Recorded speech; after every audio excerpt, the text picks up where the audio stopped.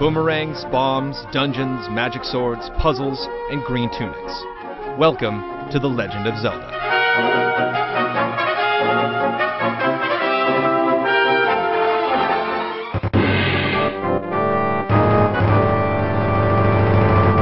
After Nintendo had players around the world placing the Japanese 8-bit home entertainment system next to their VHS and cassette players in the mid to late 1980s, a new decade began, and with it, a new era in video games. Nintendo's next-gen contribution to the American market was the Super Nintendo in 1991. The system launched Nintendo's legacy of reinventing their franchises for a new generation, a technological leap that still captivates our imaginations today.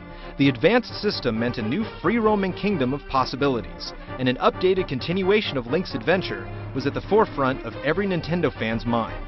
1 year later, in 1992, the gallant sprite set out to destroy all 16 bits of evil in The Legend of Zelda: A Link to the Past.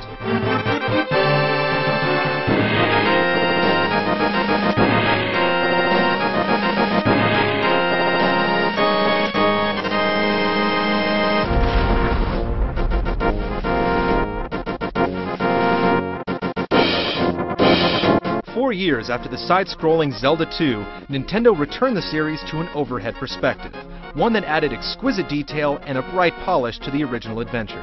The gameplay also seemed gleefully familiar, as you explored the overworld of Hyrule, slashing your way through each grid-locked environment.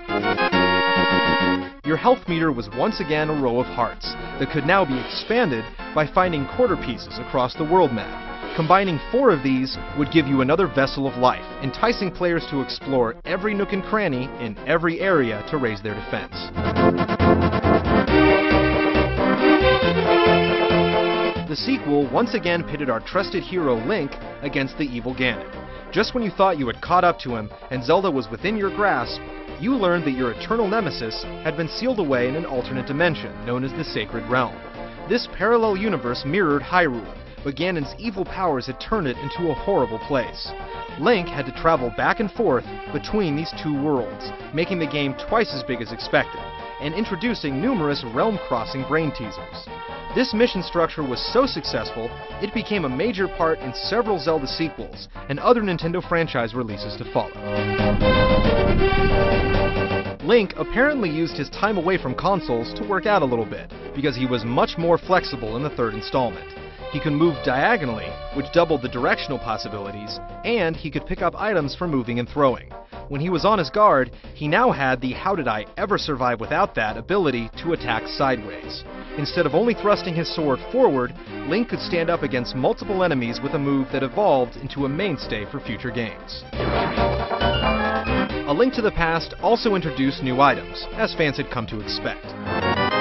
These included the hook shot for grappling, Pegasus boots for dashing, and the Master Sword, the beloved blade of power that would become the Little Green Warrior's Excalibur.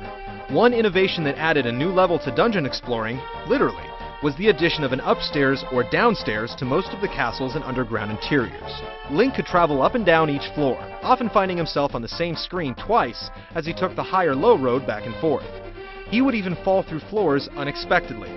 This feature not only returned in numerous overhead sequels, but it was an interesting development that would one day become a full 3D experience on the N64.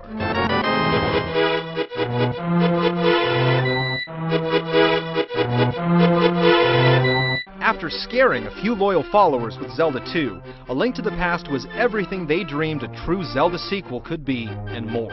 The bird's eye view returned, letting you view each room, town, forest, and enemy battle in its entirety. The combat was smoother, the environments were bigger, the graphics were prettier, and an arsenal of new items made finding each weapon a triumphant achievement. Needless to say, the game was a smash hit. Adored by fans and critics, A Link to the Past held Nintendo Power's #1 spot on the top games list for over 5 consecutive years.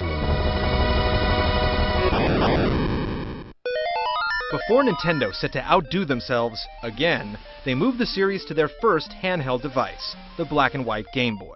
It was not the first RPG to appear on the Pocket system, but it did give the developers license to move the series into unexpected directions, in The Legend of Zelda: Link's Awakening.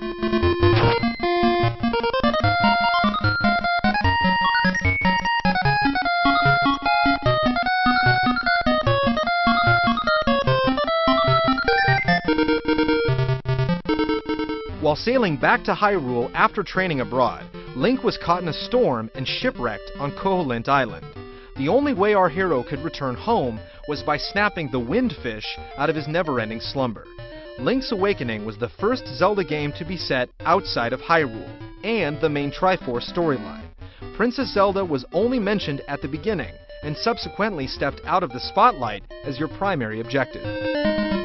The on-the-go adventure was the first of the top-view games to feature jumping, a talent Link's cousin Mario had been perfecting for 12 years.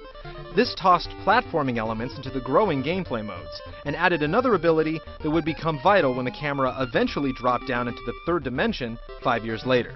Link's Awakening was also the first in the franchise that allowed you to assign both buttons to different items, and neither had to be your sword. This opened up new puzzle possibilities like having to dash with the Pegasus boots and jump with Rock's feather. Side quests weren't something that Link hadn't seen before, as there was always much more to do in each Zelda game than you were required to, but the Game Boy exclusive introduced the first trading sequence. This involved meeting several NPCs and traveling to multiple scattered locations to unlock a bonus item, and it continued